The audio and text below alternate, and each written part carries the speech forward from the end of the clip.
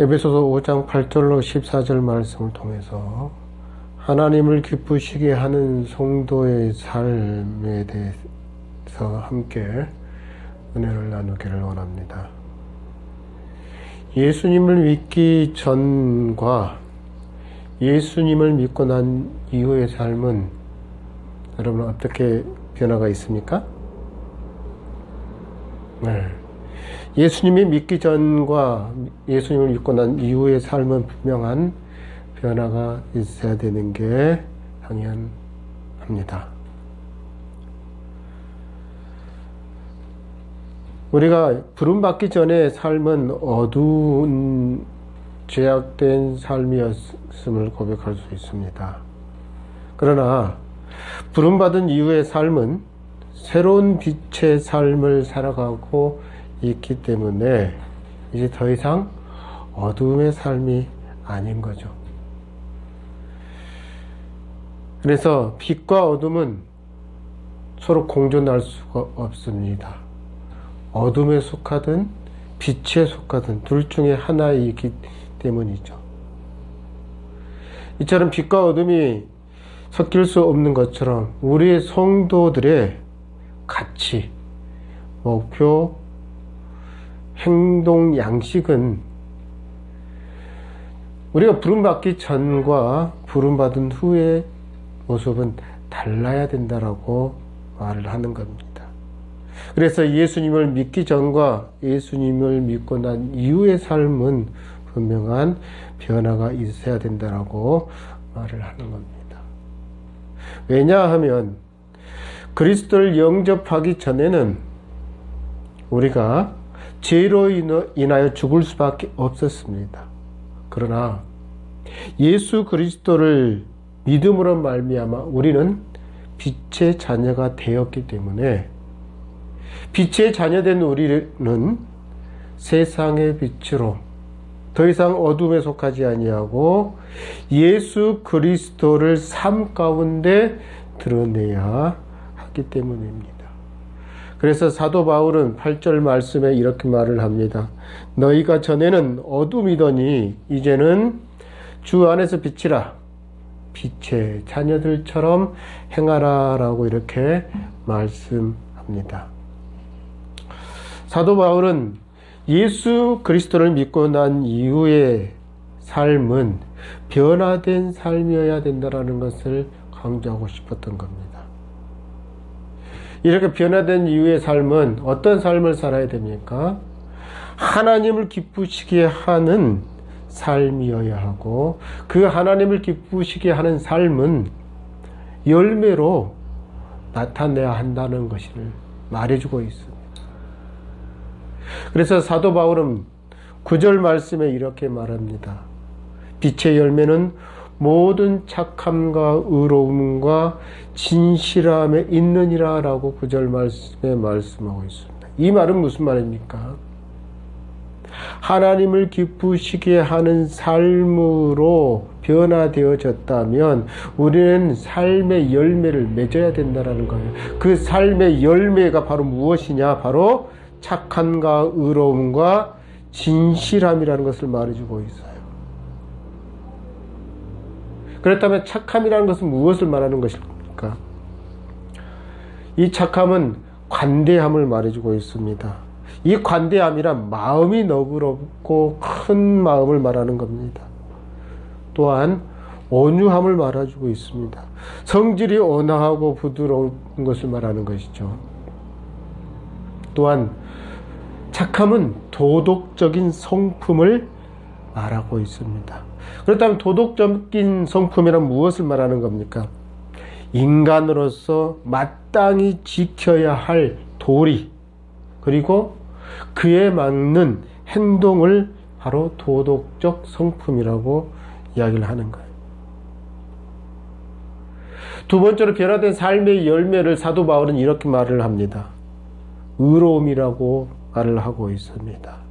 의로움이란 것은 하나님과 사람에 대한 자신의 의무를 이행하는 공정하고 올바른 행위를 바로 의로움이라고 하는 거예요.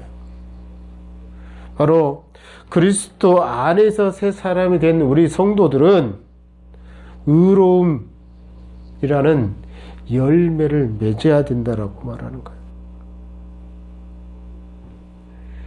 또한 사도 바울은 9절 말씀에서 진실함이라는 열매를, 변화된 삶의 열매를 맺어야 된다라고 말을 합니다. 진실함은 무엇입니까? 우리가 세상을 살아가면서 말과 수없이 많은 말들을 합니다. 또 행동을 하며 살아갑니다. 이렇게 말과 행위에 있어서 순수하고 정직한 것을 바로 진실함이라고 말을 해주고 있는 거예요. 이와 같이 착함과 의로움과 진실함 세 가지 열매들은 변화된 그리스도인, 즉 성숙된 그리스도인들의 삶에서 반드시 나타나야 되는 열매들인 것입니다. 이것이 우리가 하나님의 자녀된 자들로서의 삶이라는 거예요. 자, 이렇게 하나님의 성도된 우리가, 자녀된 우리가 하나님을 기쁘시게 하는 삶을 살아가야 되는데 바로 착함과 의로움으로, 진실함으로 세상을 살아가야 됩니다. 이렇게 또한 이러한 모습으로 우리가 살아갈 때 하나님을 기쁘시게 하는 삶이 되어질 수 있습니다. 우리가 이러한 삶을 살기 위해서는 구체적인 삶의 실행이 필요합니다.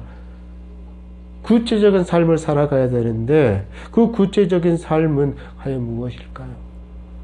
우리가 착함과 의로움과 진실함의 열매를 맺으려면 구체적인 삶을 살아야 되는데, 이런 구체적인 삶을 살기 위해서, 즉 착함과 의로움과 진실함으로 살아가기 위해서는 무엇을 해야 되냐면 바로 10절 말씀에 나와 있는 것처럼 주께 기쁘시게 할 것이 무엇인가 시험하여 보라 라고 말하고 있습니다.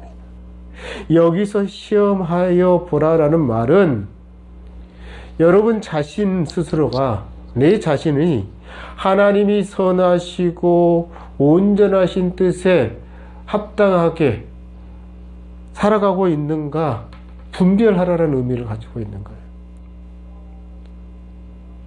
또한 자신의 모든 행위가 하나님의 뜻과 일치하는지 확인해 보라는 의미의 시험하여 보라는 의미를 가지고 있는 거예요.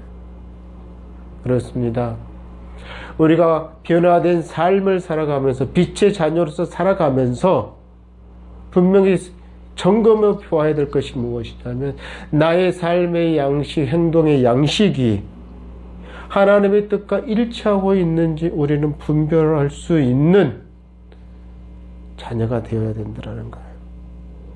이렇게 하나님의 뜻과 분별할 수 있는 분별력이 있어야 11절 말씀이 그렇게 말하고 있는 거예요. 너희는 열매 없는 어둠의 일에 참여하지 말고 도리어 책망하라 라고 말씀하고 있는 것처럼 바로 내 자신이 하나님의 뜻에 합당하게 살아가고 있는지를 알아야, 분별할 수 있어야 어둠의 일에 참여하지 않을 수 있다는 이야기인가요?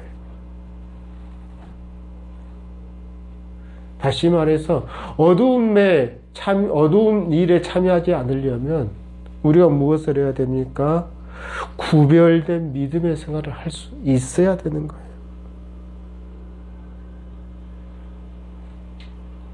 어둠의 열매, 어둠의 일에 참여하지 말라라고 하는 것은 빛의 자녀들이 어둠의 일에 참여하게 되면 열매를, 선한 빛의 열매를 맺을 수 없기 때문에, 그리고 그 어둠의 생활에 빠짐으로 말미암아 죄된 생활에 빠지게 되기 때문에 어둠에 빠지지 말라고 하는 거예요.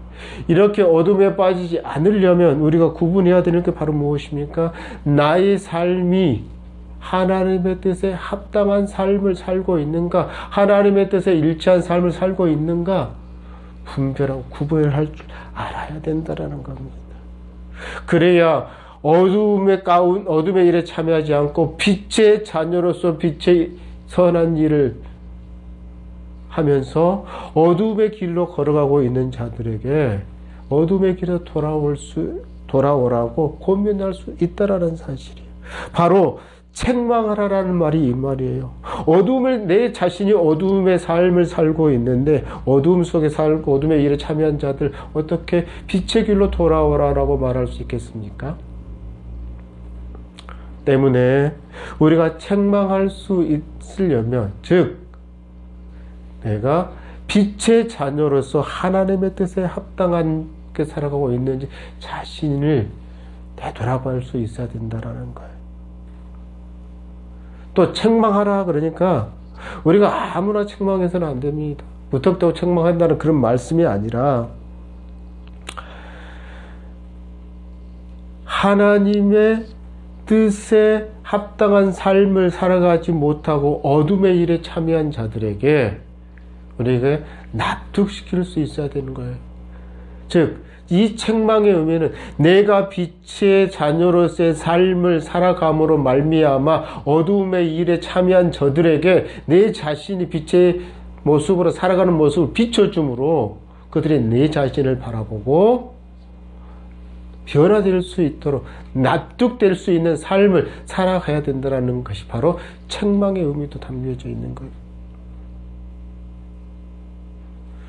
또 하나님을 기쁘시게 하기엔 구체적인 삶으로 12절에는 이렇게 말을 하고 있습니다. 그들의 은밀히 행하는 것들을 말하기도 부끄러운 것들이라 라고 말하고 있습니다. 바로 우리는 부끄러운 것들을 하지 말아야 합니다. 그렇다면 부끄러운 것들을 하지 말라라고 이야기를 했는데 그러면 우리는 그 부끄러운 것들이 무엇입니까?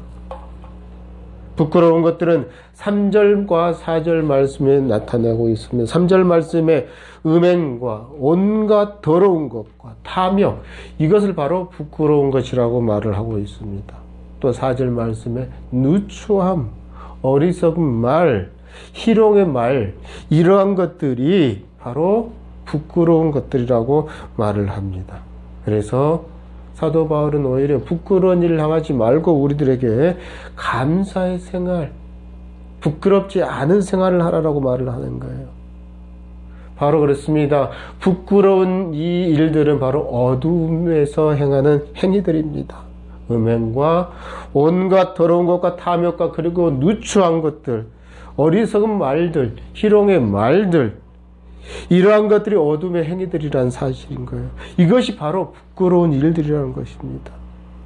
때문에 우리 그리스도인들은, 신앙인들은 그리스도 안에서 이런 부끄러운 일들을 수치스럽게 생각해야 돼. 우리의 자신이 그런 일들에 참여되어지고 있다면 수치스럽게 생각하고 혐오스럽게 받아들여야 된다는 거예요. 결국은 이러한 부끄러운 일들을 하지 말아야 된다는 것을 강조하고 있는 거예요. 또 5절 말씀은 왜 우리 그리스도인들이 이런 부끄러운 것들을 하지 말아야 되는지에 대해서 말씀해 주고 있어요. 음행하는 자나 더러운 자나 탐하는 자나 곧 우상 숭배하는 자, 그리스도의 하나님 나라에서 기업을 얻지 못하기 때문에 바로 이러한 부끄러운 일들을 하지 말라라고 말씀해 주고 있는 거예요. 그렇다면 우리 빛의 자녀들은 어떤 삶을 살아가야 됩니까? 13절 말씀에 이렇게 우리에게 말해줍니다. 그러나 책망을 받는 모든 것은 빛으로 말미암아 드러나라니 드러나는 것마다 빛이니라 라고 말씀하셨습니다. 무슨 말씀입니까? 어둠을 비칠 수 있는 빛을 비추는 삶을 살아야 된다라고 말하고 있는 거예요. 그렇습니다. 빛의 자녀들은 빛을 비추는 삶을 살아야 어둠 속에 속한 자의 죄악을 드러낼 수가 있습니다. 또 그리고 그들의 행위가 얼마나 어리석은 것인지 실체를 보게 할 수 있는 것입니다. 그런데 우리 자신이 어둠 일에 참여하고 있고 빛을 비추는 삶을 살지 못한다면 어두움 속에 삶을 살아가고 있는 그들에게 깨닫게 할 수 없다라는 사실이. 또한 그들이 깨닫고 빛의 삶으로 옮겨올 수 없다라는 사실을 말해주고 있는 거예요. 그래서 사도 바울은 13절에 그렇게 말하고 있는 거예요. 빛을 비추는 삶, 즉 빛으로 말미암아 어둠이 드러나는 그런 삶을 살아야 된다는 거예요. 다시 말해서 우리가 빛을 비추는 삶을 살아야 된다는 것을 말해주고 있습니다. 이렇게 빛을 비추는 삶을 살아갈 때 14절에 이렇게 말씀합니다. 우리 주 하나님께서, 예수님께서 어둠에 속한 자들을 잠에서 깨워주실 것이다. 그리고 그리스도를 그들이 영접하게 만들어 주실 것이다라는 거예요. 그저 우리는 빛을 비추는 삶을, 충실한 삶을 살아갈 때 주님께서 어둠에 속한 자들을 잠에서 깨워주시고 그리스도를 영접하게 만들어 주시겠다라는 거예요. 또한 죽은 자들을 깨우시듯이 죽은 자들을 일어나게 하실 거라는 거예요. 잠자는 자들을 깨우시듯이 죽은 자들을 일어나게 해주실 것이라는 사실을 말해주고 있는 거예요. 어떤 삶을 살 때? 우리가 빛의 자녀로서 빛을 비추는 삶을 살 때 주님께서 그들의 삶 속에 들어가서 잠자는 자를 깨우듯이 그들을 죽은 자들을 일어나게 할 것이라는 거예요. 그리고 어둠 속에 속한 자들에게 생명의 빛을 비춰주실 것이라고 말하고 있는 거예요. 따라서 빛의 자녀들은 변화된 삶을 살아야 됩니다. 그래야만 하나님을 기쁘시게 할 수 있는 삶을 살아갈 수 있는 것입니다. 따라서 예수 그리스도를 믿고 변화된 우리 성도들의 삶은 어두운 에 속한 자들이 어두운 잠에서 깨어나 생명의 빛으로 들어가 생명을 얻을 수 있도록 빛을 비추는 삶을 살아야 됩니다. 바로 이러한 삶이 열매 맺는 삶이 됩니다. 이것이 곧 우리 모든 성도들의 예수 그리스도를 믿고 변화된 삶을 살아가는 우리 모든 성도들의 삶이고 하나님을 기쁘시게 하는 삶인 것입니다. 그렇습니다. 하나님을 기쁘시게 하는 삶은 다른 것이 아닙니다. 착하고 의롭고 진실하게 살아가는 것이 하나님을 기쁘시게 하는 삶입니다. 또한 하나님의 뜻대로 우리가 살아가고 있는 내 자신이 하나님의 뜻대로 살아가고 있는지 자신을 구별하여서 정말 하나님 온전하게 하나님 뜻대로 살아감으로 말미암아 어두운 세상을 밝혀주는 빛의 역할을 하는 감당하는 삶이 하나님을 기쁘시게 하는 삶이라는 거예요. 오늘 본문을 통해서 나는 어떠한 삶을 살고 있는가?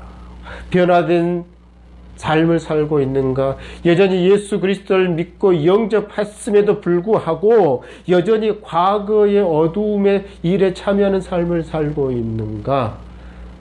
점검해 보시고 잘못된 삶을 살아가고 있다면, 어둠에 속한 삶에 살고 있다면 분별해서 하나님이 원하는 삶, 하나님 뜻대로 원하는 삶을 살아가는 여러분이 되어지시기를 원합니다.